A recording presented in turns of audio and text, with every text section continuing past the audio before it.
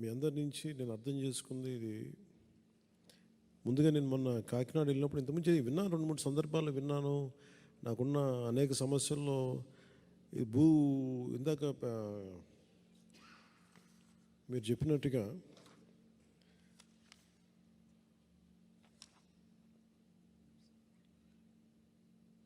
చిగురుపాటి రవీంద్రబాబు గారు, నీలి రామ్మోహన్ రావు గారు,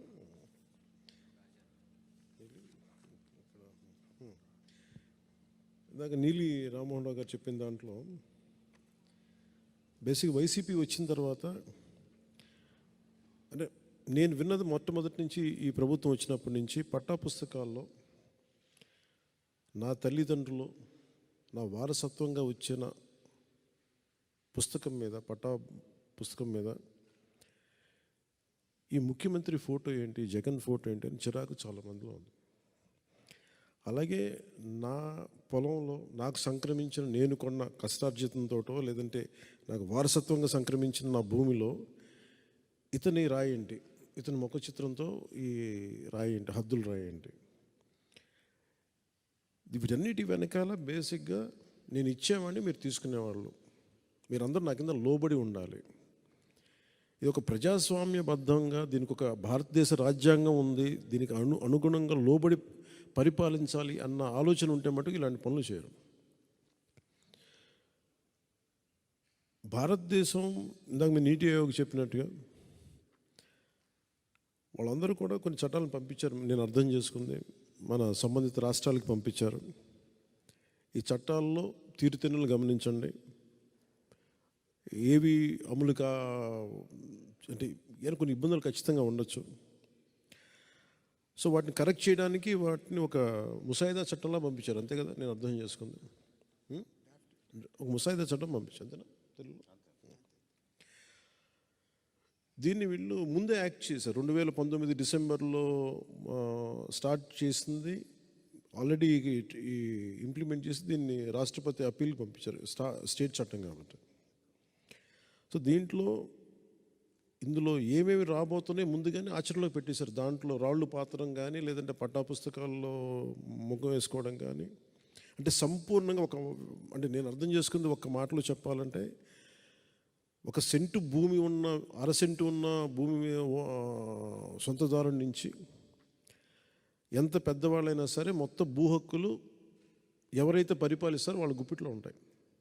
అది వాళ్ళ ఇష్టాల మీద, వాళ్ళ ఫ్యాన్సీల మీద ఉంటుంది. ఇది బయటికి ఎలా వచ్చింది అంటే, న్యాయవాదులకి పని పోతుంది. అంటే ఒక సగటు, నేను రోడ్ల మీద తిరిగి క్షేత్రస్థాయిలో తిరిగే వ్యక్తిగా చెప్తున్నాను. నేను అడిగాను ఏంటి జరుగుతుంది అని అడుగుతా అంటే, లేదండి వాళ్ళకి ఉద్యోగాలు పోతాయి, వాళ్ళ కేసులు పోతాయని చెప్పి వాళ్ళు ఇట్లా పెడుతున్నారని ఫస్ట్ టైం మిమ్మల్ని కూడా స్పేర్ చేయలేదు మీ వైసీపీ ప్రభుత్వం. భవన నిర్మాణ కార్మికులు రోడ్ల మీదకు వచ్చిన రోజు నుంచి ఈ రోజు దాకా కొత్తగా మీరు ఈ యాజిటేషన్లోకి, కోర్టు రూముల్లో రాజ్యాంగాన్ని కాపాడాల్సిన మీరు కూడా ఈ రోజున ఈ ఉద్యమ బాటలోకి రావాల్సి వచ్చింది.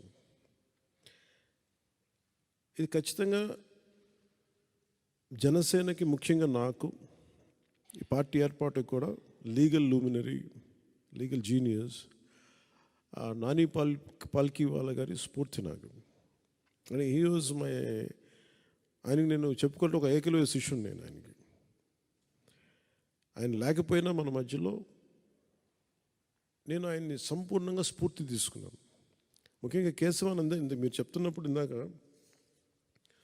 రామ్మోహన్ రావు గారు మాట్లాడుతుందను, అలాగే ఈ చిగురుపాటి రవీంద్రబాబు గారు చెప్పింది, మీ ఇద్దరి అంటే మిగతా అందరూ చెప్పినప్పటికీ ప్రత్యేకించి మీ ఇద్దరు చెప్తున్న దాంట్లో ఒకడు నా భూమిలో నీ హక్కు ఏంటి, 2 చిగురుపాటి గారు చెప్పింది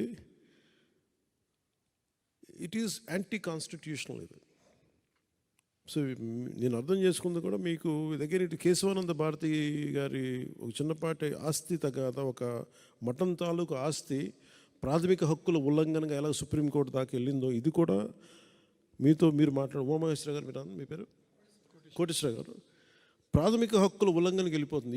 ఏది తీసుకున్నా కానీ ప్రాథమిక హక్కులు, రాజ్యాంగం కల్పించిన ప్రాథమిక హక్కుల ఉల్లంఘనకి దారితీస్తూ ఉంది. ఇది